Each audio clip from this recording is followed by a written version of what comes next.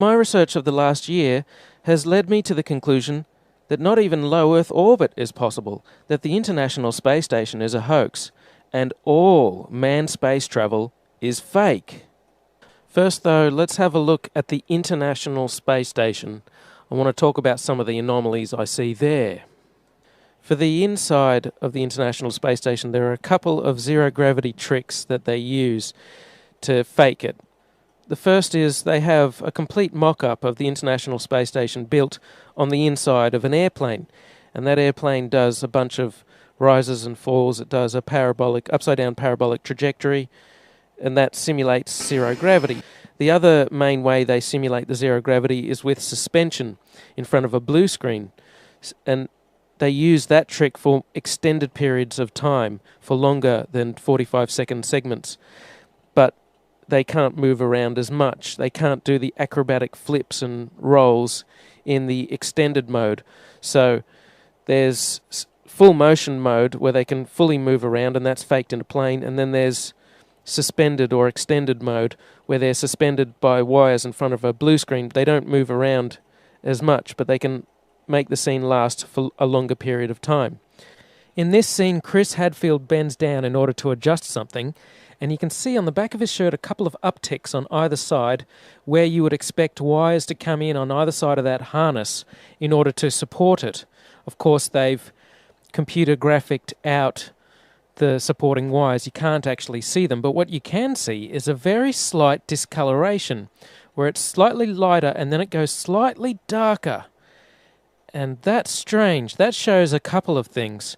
First of all, it shows that this isn't live from space. They're often portraying that this is live. Of course, these things are fully choreographed and edited in advance to make sure that there's nothing too obvious that you can see that gives away that this is a suspension in front of a blue screen hoax. The other thing it shows is that this is not raw footage coming to us. This is edited stuff. This is supposed to be a legitimate space program. This is supposed to be the International Space Station, and we should be able to see whatever's going on. But they edit things because the whole thing is edited. In one extended mode scene, Chris Hadfield on the right is going back. He's going back, and then he just stops. That's an odd motion. You would expect if this was true zero gravity that you have to support yourself, you have to stop yourself on both the top and the bottom of your body as you're drifting back. If you just stop yourself with your feet, then your head will rotate backwards. Conversely, if you just hang on at the top with your hands, then your feet will still keep moving. You have to support yourself at both the top and the bottom of your body. But his hands, Chris Hadfield's hands, aren't touching anything. He just goes back and then he stops. And that's odd. You can see a sort of a harness sticking through the t-shirt of Chris Hadfield. It's a harness that's around the waist. That's how they're supported. Also notice that Chris Hadfield has the habit of bringing his knees up. That's because his stomach muscles aren't as strong. He doesn't have as much midriff strength as some of the others who are able to elongate their body and make the hoax look a bit more realistic. He's constantly bringing his knees up because he's not as strong as the others. Occasionally, though, the others bring their knees up too. Notice that in the extended scenes, which seems to be done in front of a blue screen, like if you have a look at this guy going back towards the screen, there's some strange shadows there, look like they're CGI'd in. Using computer graphics, they edit out the supporting wires and edit in these rotating floating objects. They always seem very concerned with the object. Chris Hadfield looks at it very closely. You don't want the object getting too far out of control, because if it starts bouncing off the cabin in a weird way or goes back to the blue screen, it could ruin the whole illusion. They also don't bounce those oranges off the walls. I'd like to see them get a tennis ball and throw it around really hard and fast.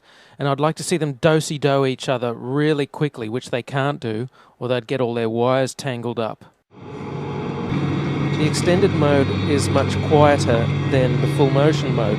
In full motion mode, you can actually hear the sound of the jet engines, the engines of the airplane.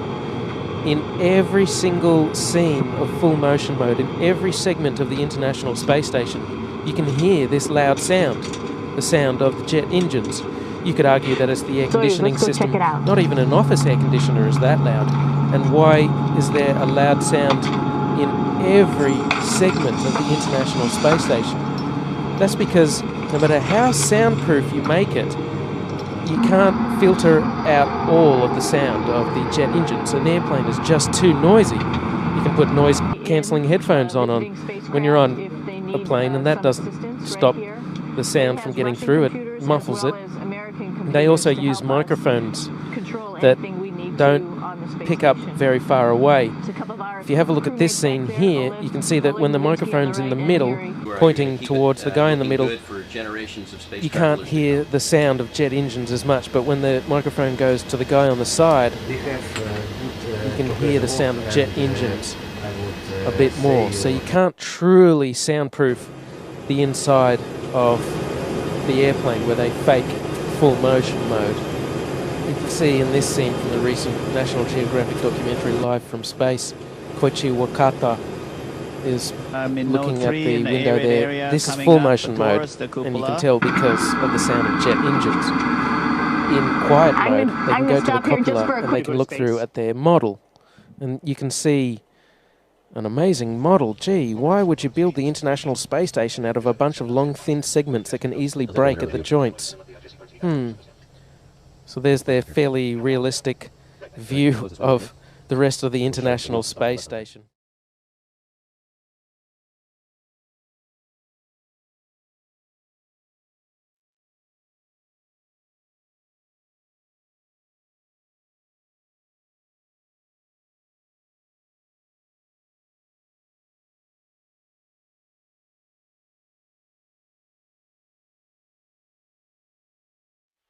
Now have a look at their feet. There's stabilization bars, blue stabilization bars.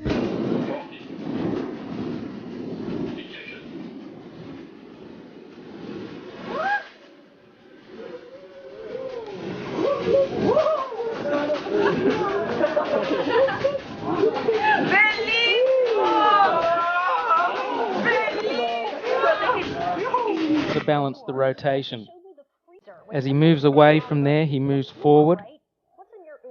And once again, he hangs on to the bar on the side with his left hand to stabilize himself.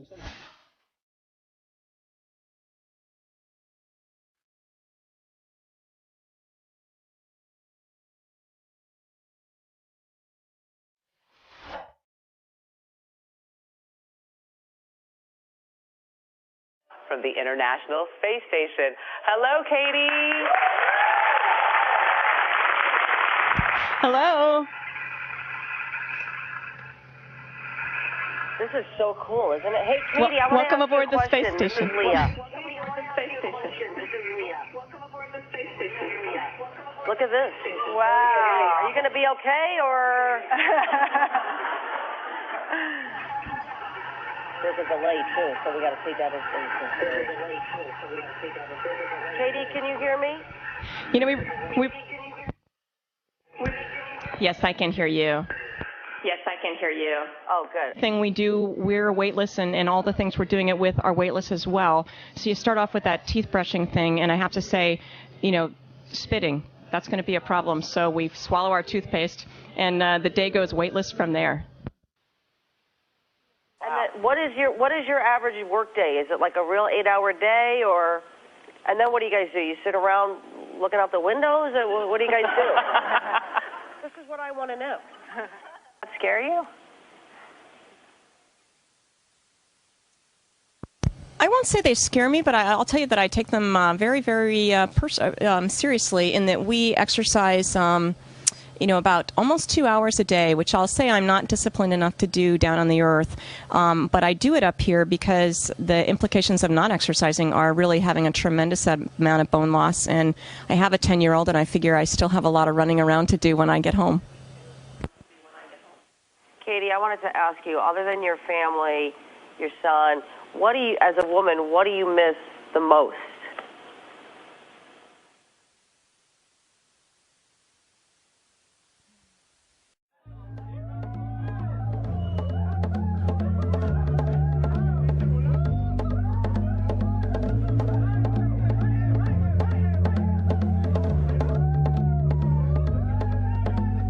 jelly beans, but then how to eat these in space, this is truly challenging, because as soon as I open this bag, all of these are going to want to come out.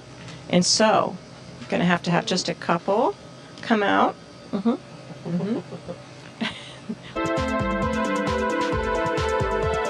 Japan, and that brings us to Koichi, who's in the Japanese lab Kibo. So Koichi, walk me through what you're working on in this lab. Yeah, this is an experiment called Spheres.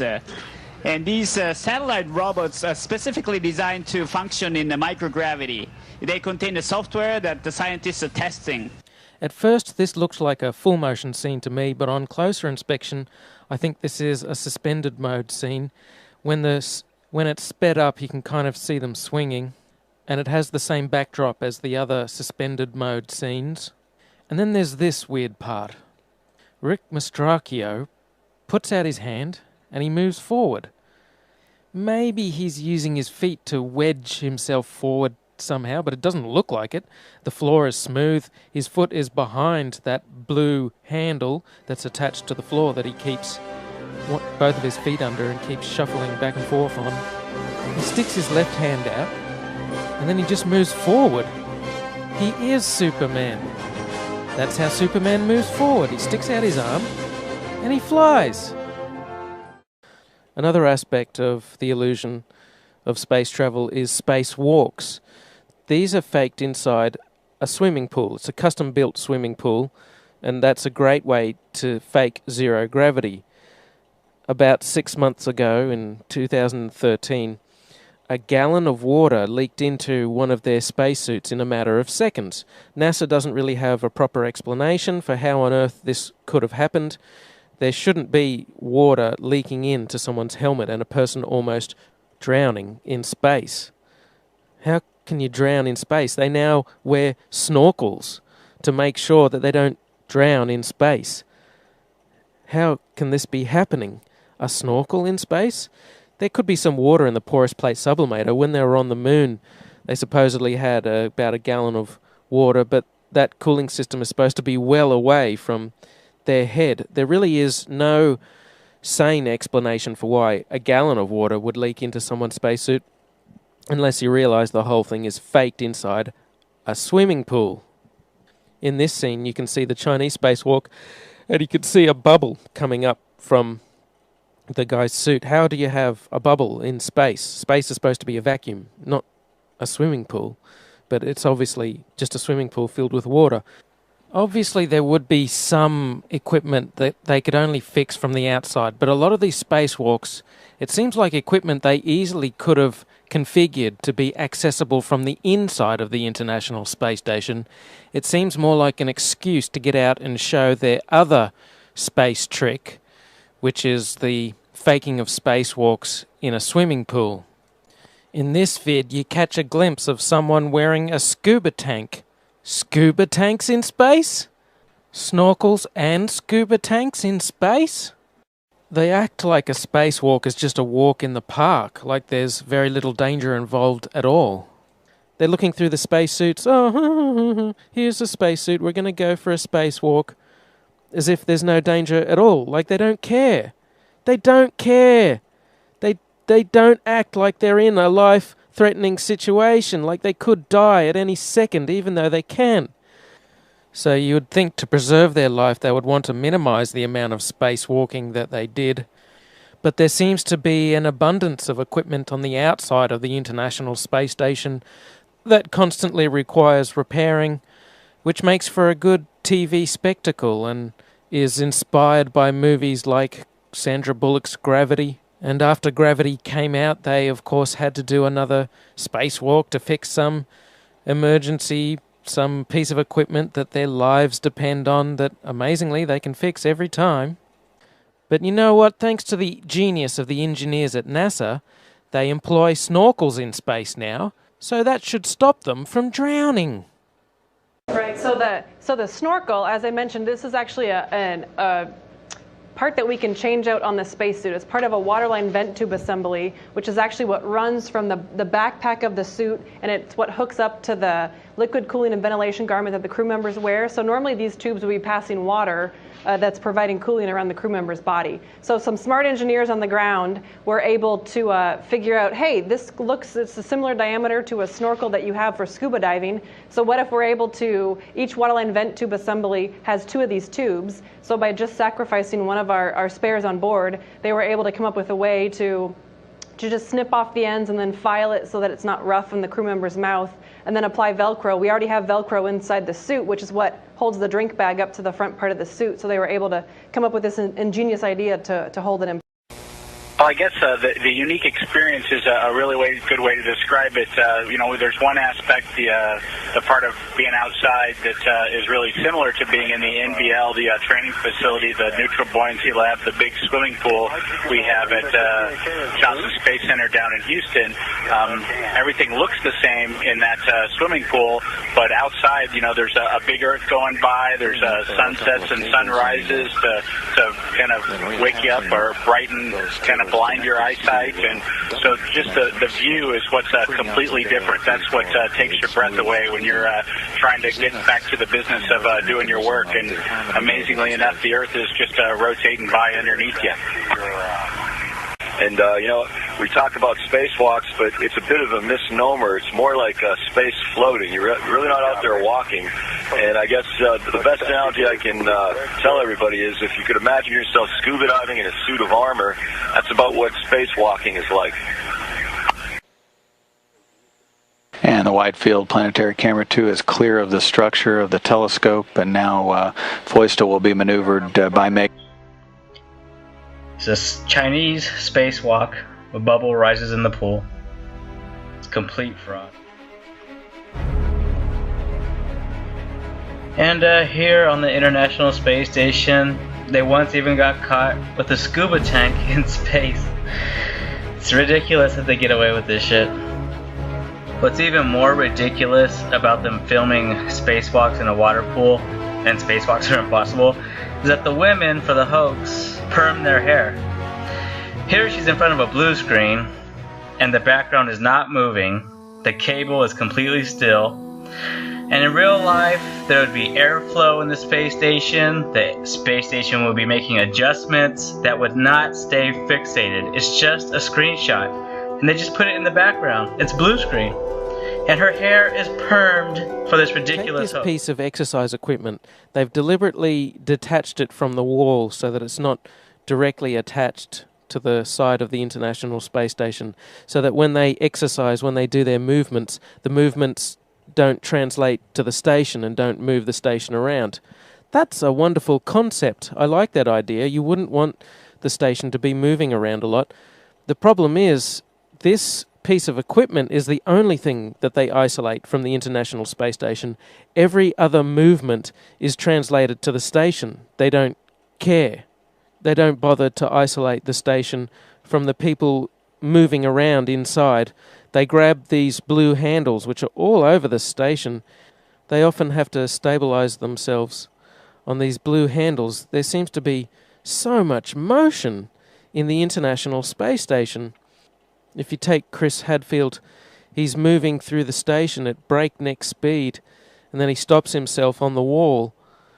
That motion is going to be translated to the station. The station is very big, it weighs many tons, but in space there's really nothing to stop these motions from moving the position or the orientation of the space station. The International Space Station uses several large gyroscopes for attitude control to maintain its proper orientation and so on.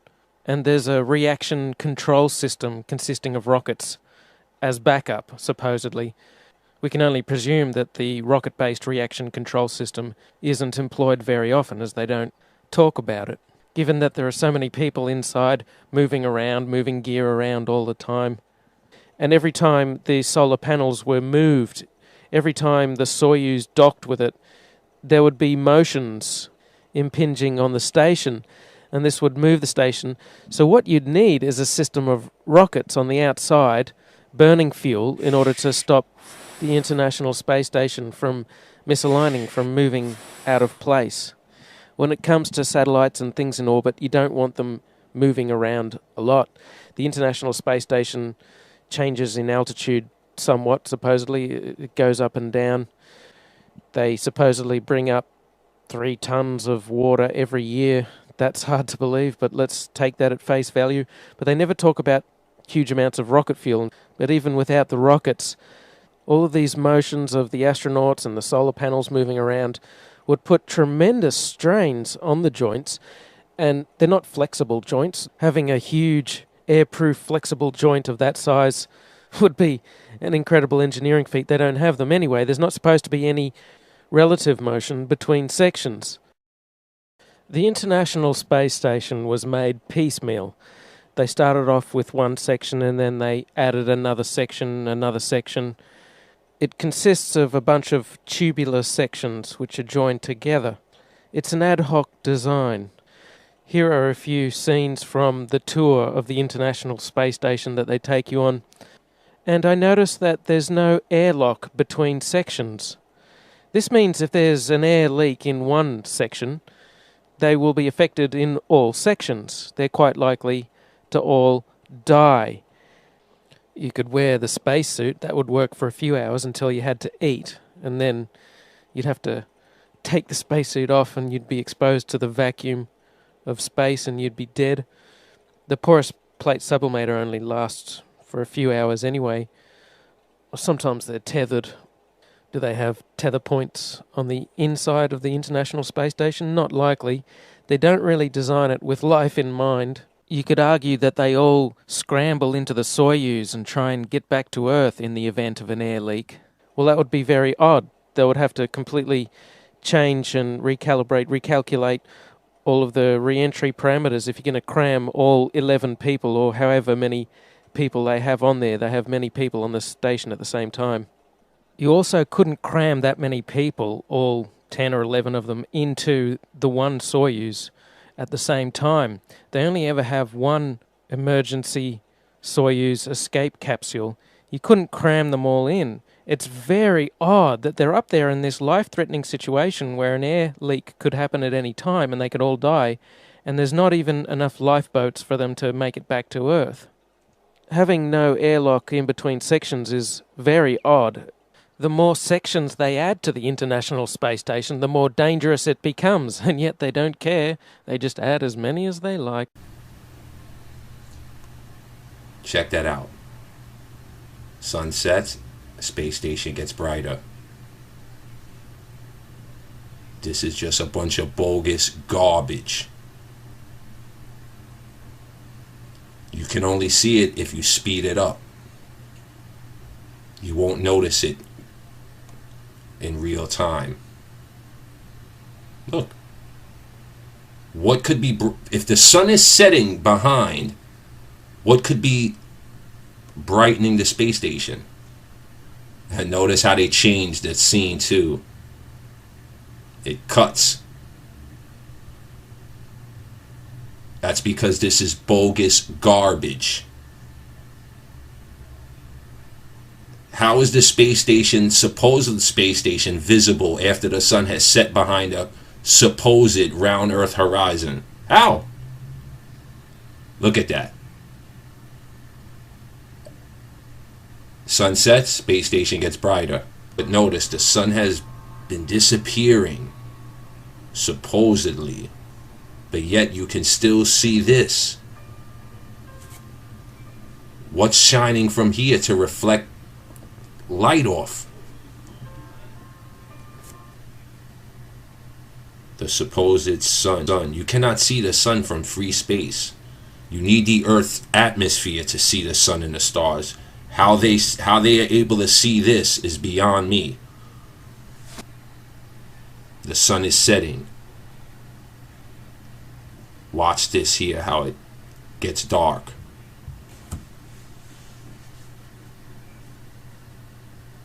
But in the other video was still visible, and there was no sun. But I know many will say that the sun was out of the picture.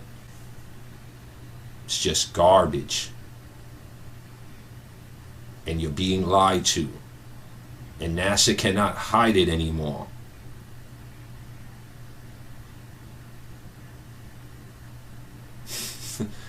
Look how fake this is.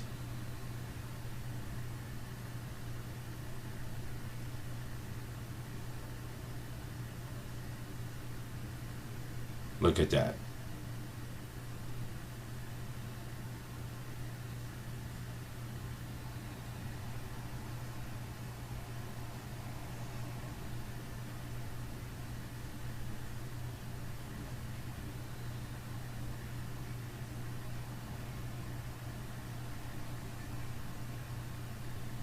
Well, you would figure in their lie they got it right here.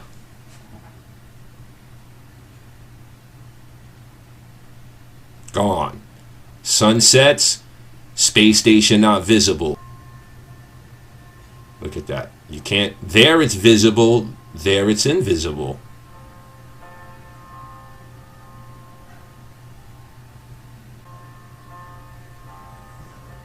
Yeah, I know.